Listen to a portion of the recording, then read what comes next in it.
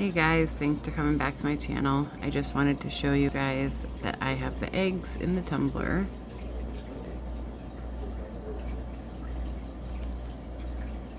They are just floating around. I have no idea how long this process takes. If anybody has any input, please let me know. I don't know if it's too fast, too slow.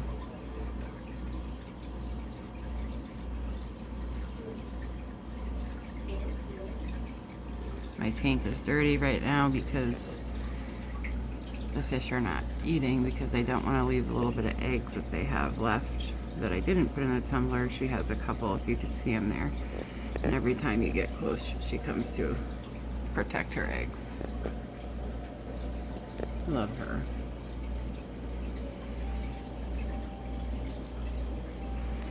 And we have these guys over here staying in the nest. There's the little one, and there's my baby big one. Algae eaters are staying very close, waiting for the chance to eat the eggs, which they buried pretty deep. So I have two different kinds of eggs going on. Those two mated, and the big one mated with that one.